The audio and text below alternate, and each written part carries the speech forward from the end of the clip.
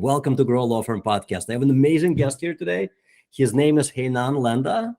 Heinan runs an IT firm that works mostly with mid-sized law firms, between 10 and maybe 200 lawyers. Heinan, welcome to the show. Thank you so much for having me. I'm excited to be here.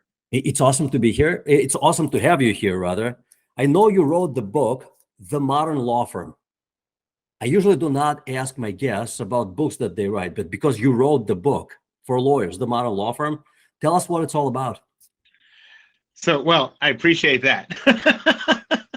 And starting with the promotion of the book. Yeah, that's crazy. Look, it's an Amazon #1 bestseller in the category of what was it? Office technology for law firms. So it's not like trailing by Harry Potter. No. Harry Potter is just 1 or 2 above me. Yeah, just 1 or 2. Okay. No, listen, it's actually very interesting, the book, because it's not a technology book, and it's important to kind of point that out.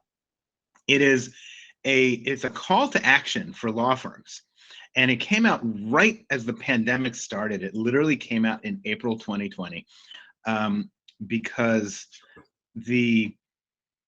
what's happening here is technology is advancing pretty quickly, and if you go back 20 years and you compare technology for law firms 20 years ago, with fax machines and Word Perfect. Do we remember Word Perfect? I do. And we look at what is happening now with document management systems and with cloud-based time and billing systems and document co-authoring and collaboration and everything. You can actually see it when you actually look at the 2 different time periods.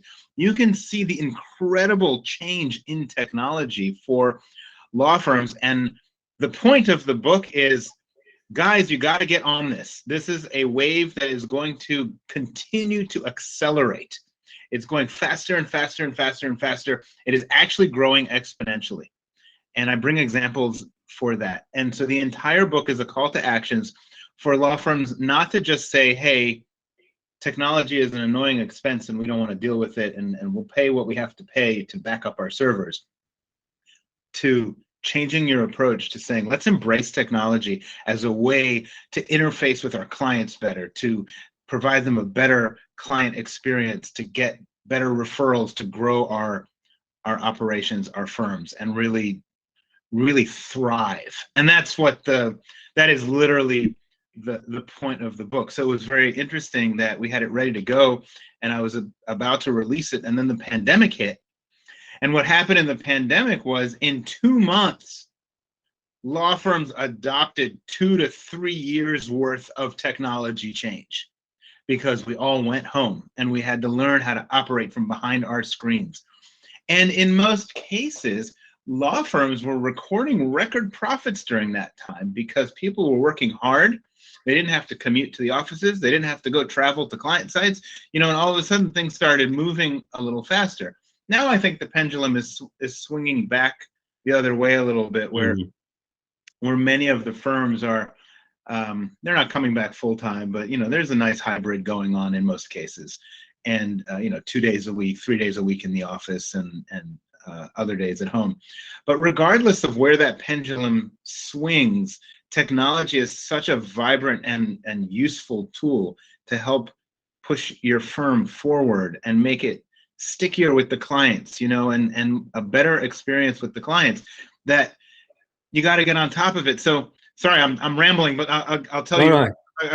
This is a really valid point. Yeah. So what we did, besides lay out the whole case for this in the book, is we put out a model. I call it the Technology Operational Maturity Model, which basically is a benchmark against a well-performing law firm in technology on all aspects, 14 different elements, like security and operations, but all the way up to innovation and client interaction and all the different elements of how technology can really serve you well as a law firm, and where you rank in each one of those elements, so that you can actually, if you pick up this book, it's the last part of the book is just the presentation of that model. It's not very complicated. It's on a business level, not a technology level. And you can sit there and you can benchmark yourself and you can say, okay, out of 3, my firm is a 2.1.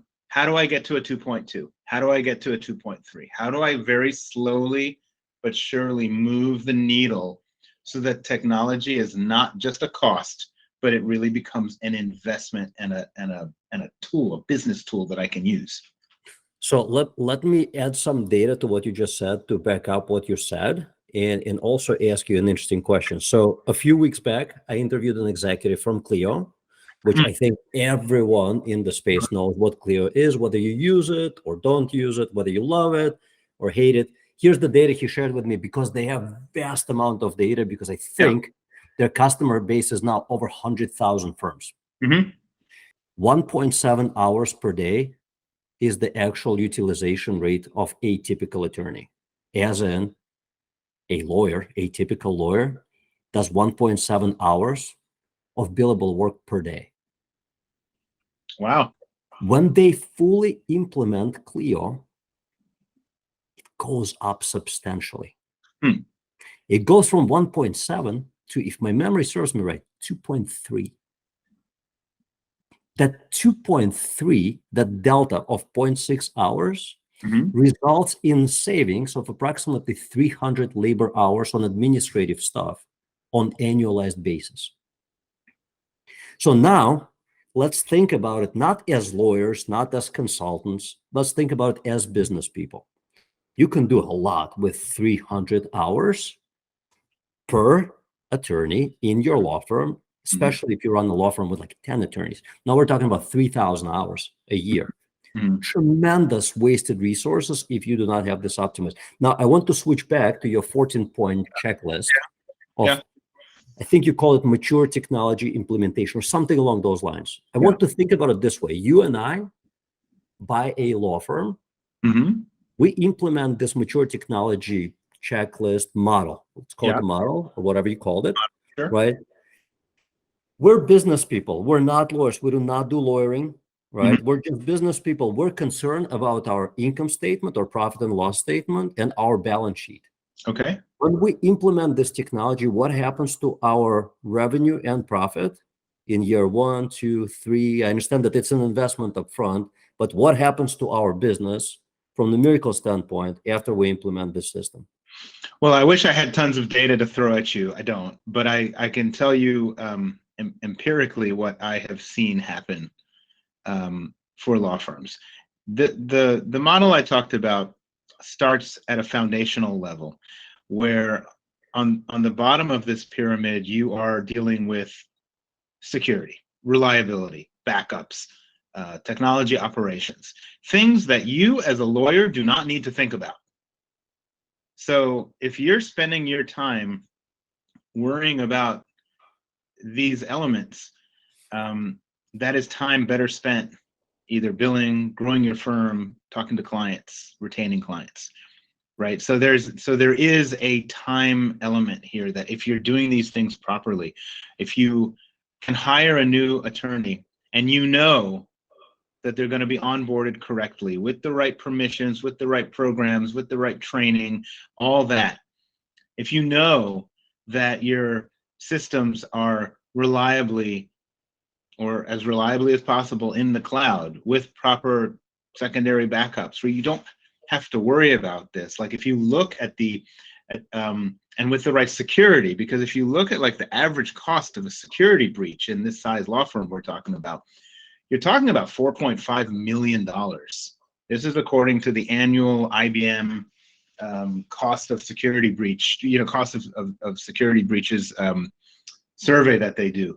And it's gone up from like 3.7, I believe, million to 4.5 just over the pandemic because of the huge rise in scammers and things like that. And in my model, this is the bottom, this is the baseline level. You do not want to subject yourself to a risk like that. This is part of what we do in IT is we de-risk the law firms. Nobody needs that in their life. Nobody should be walking around with their client data and worried about whether there's going to be a breach and whether they're going to have to put out $4.5 million, and that's the average, right? So that's the foundation. There's a peace of mind there. There's an ability to concentrate on other things. But as you climb the ladder, I'm going to give you an amazing example in a second. As you climb this ladder, you can turn your attention not to the basics, not to the foundation, which gives you some financial return and ability to use other resources better, but to ways to connect better with your clients. I'm going to give you two examples real quick. We in my company, we use Slack, and many people use Teams. Lots of attorneys are using Teams in Office 365. We use Slack. Same concept, right? Like you can communicate with each other, and it's quick, and it's messaging, and you can share documents, and so on and so forth. My attorney maintains a presence in my company's Slack.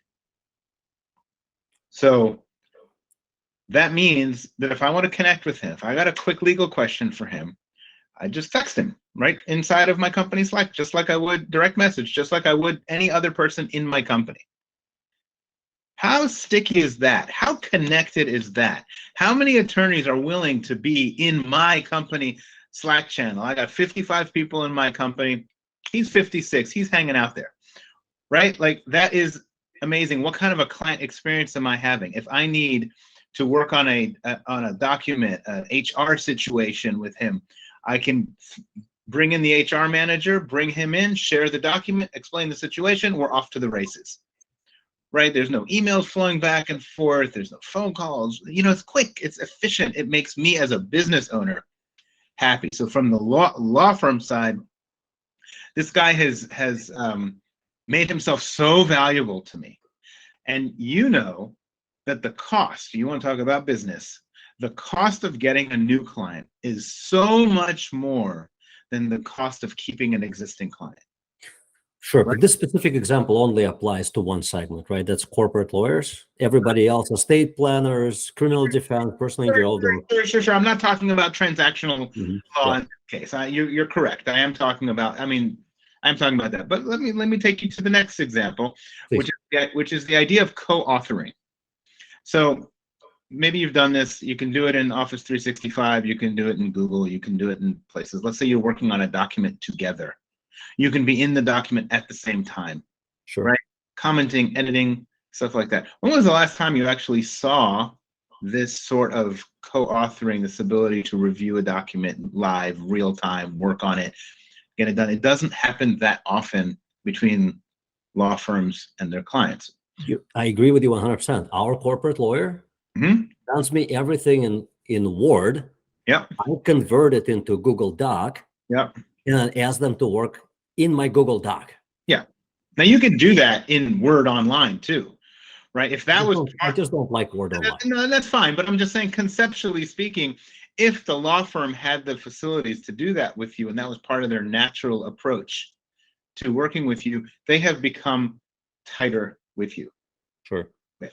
So yes, my examples are more on the corporate law, and I will say that more of my clients are dealing with corporate law, intellectual property, like that, than the transactional estate and family law and things like that. But the concept is the same, right? Find ways to use technology to make the client experience better, and that will result in more business, better business, more referrals, a better overall client experience, which I believe translates to more money.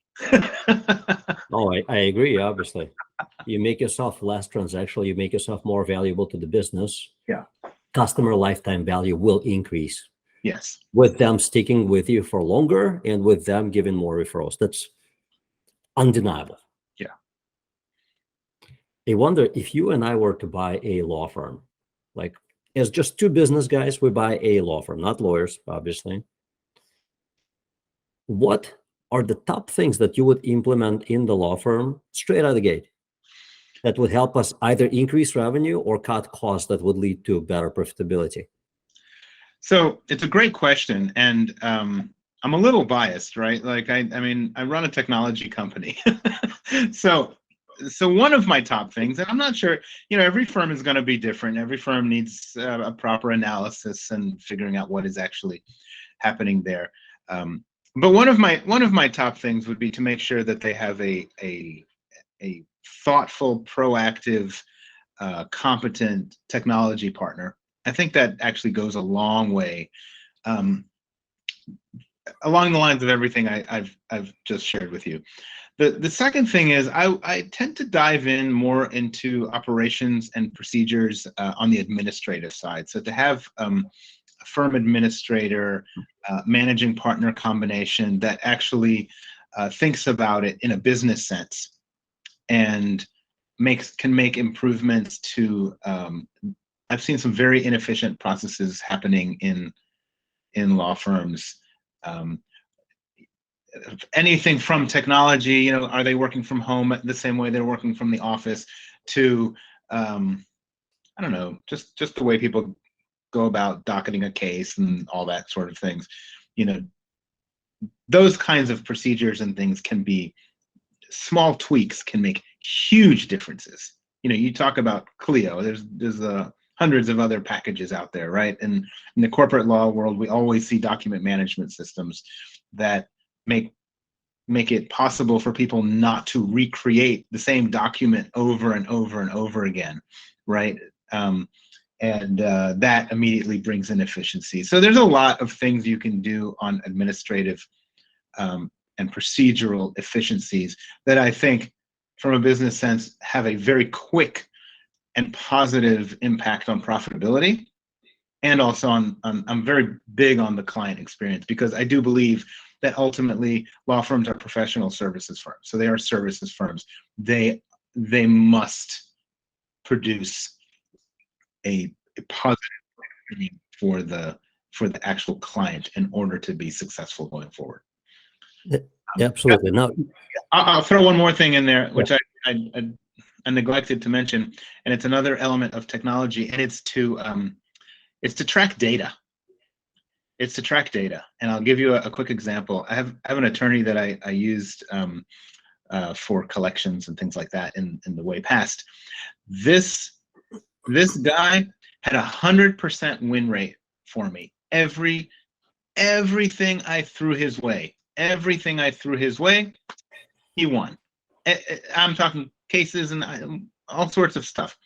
I don't think he had any idea that he had 100% win rate with me. And I believe that's something that you could actually track, and then you can use that, not to disclose any confidential information for clients, but you can track metrics, and you can say, hey, we have an X% win rate. We have we're able to get you this amount on your.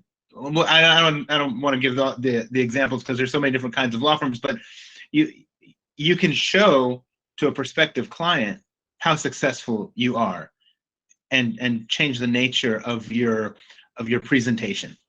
Couldn't agree with you more. And I want to add something to that. By tracking the right numbers for every position within the firm, you will be able to establish standards. Oh, yes. And get everybody else to adhere to those standards. So, for example, if task type A should be taken on average 1 hour, 10 minutes, and you start tracking that, and you have 5 people performing that type of task on a weekly basis or daily basis or monthly basis, and you notice that somebody does it in 45 minutes and somebody does it in 2 hours, 15 minutes, guess what? You want to talk to the person who takes 45 minutes to do it, learn from them, establish the new standards, and teach that standard to the person who is spending 2 hours, 15 minutes doing the very same type of task. 100%. Standardization of every repeatable process is an absolute must for any growing business, especially law firms where everything is so incredibly labor intensive. Yes. Everything. And the beautiful thing about that is that once you figure out the standard way of repeating that procedure over and over, then you can look at ways of tweaking it, perhaps automating some of it. There are some incredible automation tools for the law firms these days to shrink the amount of time it takes for a human to work in there, and that makes it more cost effective and better service at the same time. 100%. By the way, here's a plug for you and for so many others who work for the industry. With Clio, which is, I find it, and some people really hate it, but I find it, it's a great system. There are many other really good systems like Smokeball, which I have to give a quick disclaimer, they're our client, right? Great system, has its deficiencies like every other system, but here's what we find. And Clio actually confirmed that. They're like, the system is incredible, but the outcome, the benefit of that implementation of that system strictly depends on the quality of implementation. Always.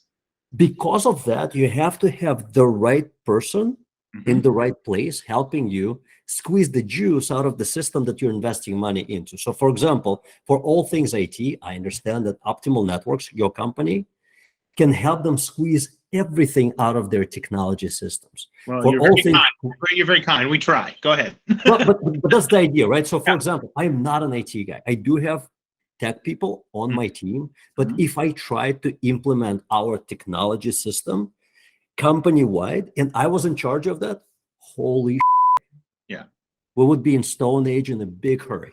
that'd be perfect. So it comes down to like having the right people, implement the right systems to get the highest return on investment. So I'm going to go back to the Clio example. There's a wonderful company called Streamlined Legal. All they do is they optimize Clio usage for their law firms. Yeah. That's all they do. Yeah.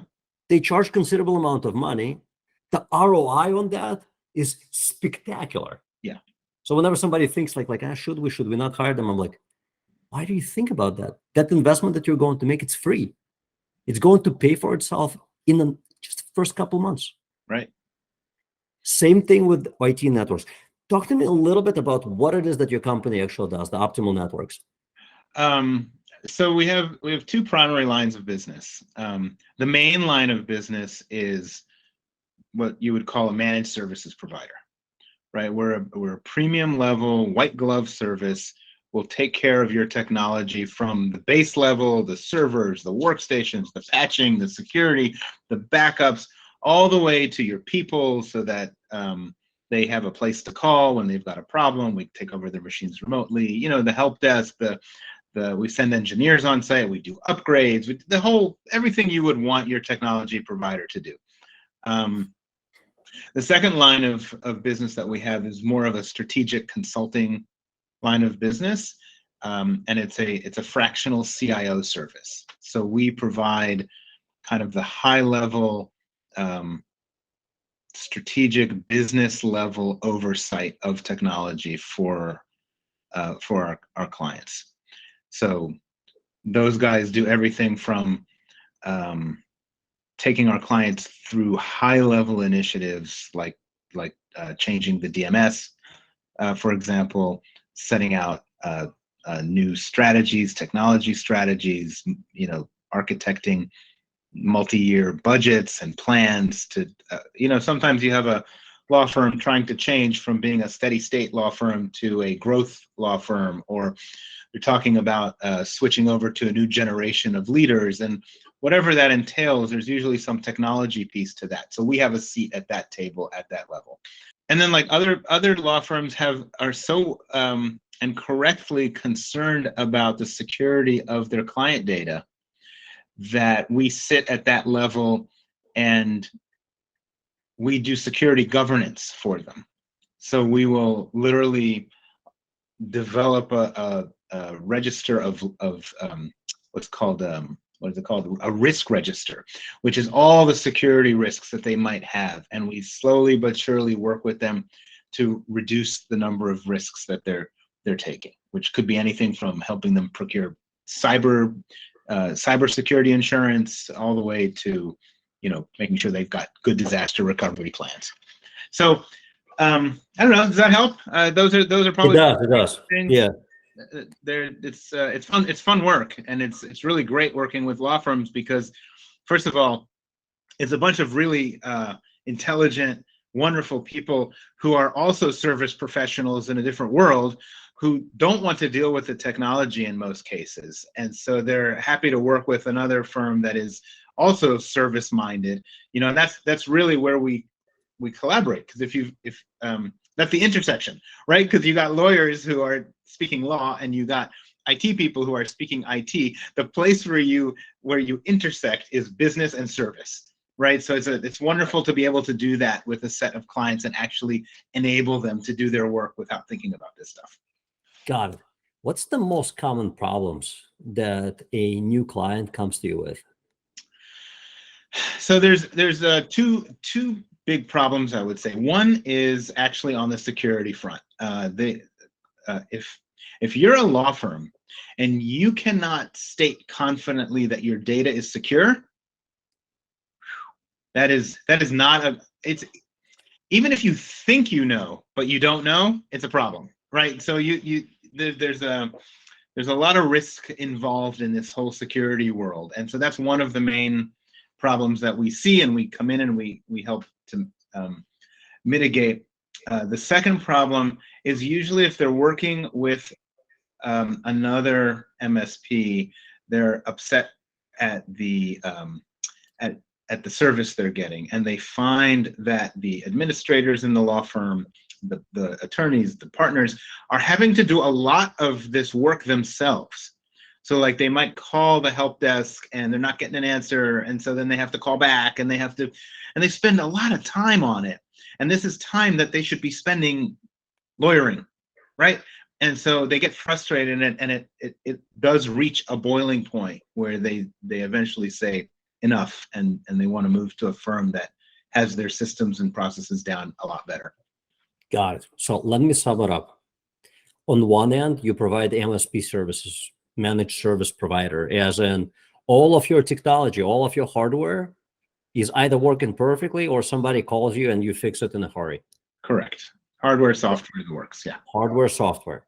The other aspect of your business, we're running a 15-lawyer law firm. We're looking to expand. Our technology should scale with us, but we're not sure it's going to scale with us because we added 3 people, 3 lawyers, plus support staff in the last 180 days.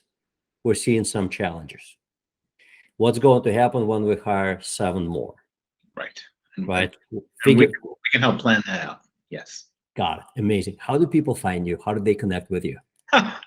You mean like actual contact information? Yeah. If somebody wants to like reach out and say like, I am having one of these 2 problems. Hey, email me. It's hlanda@optimalnetworks.com. I am the most accessible man in show business. I love it. You heard it here first. Landa is the most accessible person in the show business. Yeah, I think I have a little website for the book, which is modernlawfirmbook.com. And Nice. You can get some information there, and you can go to my website, optimalnetworks.com, and just go ahead and email me, hlanda@optimalnetworks.com. It's great. Hey, couple data points about your firm. When did you start it? In 1991. All right, so it's been a minute. It's been a minute, and I started it in my mom's womb. In case you were wondering, that's why I look. Obviously, that's where we all started our businesses. And so I've been doing it for 30 years. We're in the DC area, which, as I understand it, 1 in 9 attorneys are in the United States are in the DC area. So we're quite connected in here.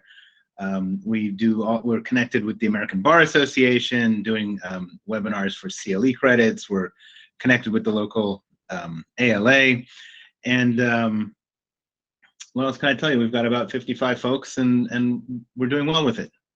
And I understand most of your clients are between 10 attorneys and about 200 attorneys, with 80 being like the mid-size for you. I would say actually that's a bit high. Probably 10 attorneys to about 50 attorneys would be our sweet spot. And we do have clients that are bigger than that do go up to about 100, 120 attorneys. But those are more rare. Got it. Is there any concentration for any practice area like business law, corporate law? I do find a lot of our clients are in the corporate law. They're also in IP law, and we do have some that are dealing with civil rights. We tend to do a little less of the transactional law, like we don't do that much estate planning or family law. So, and by the way, those are firms that really do benefit from Clio. Clio is so good for those firms that It is so good. highly recommended for them. But I don't know if that helps. Doesn't mean you shouldn't reach out to me. I'm happy to try to. I do know other firms if we can't help you, and that's perfectly fine. Not everyone's going to be a fit for us. Yeah. Yeah. Heinan, thank you so much. It's been such a pleasure having you here. Thank you very much, Sasha. It has been a blast.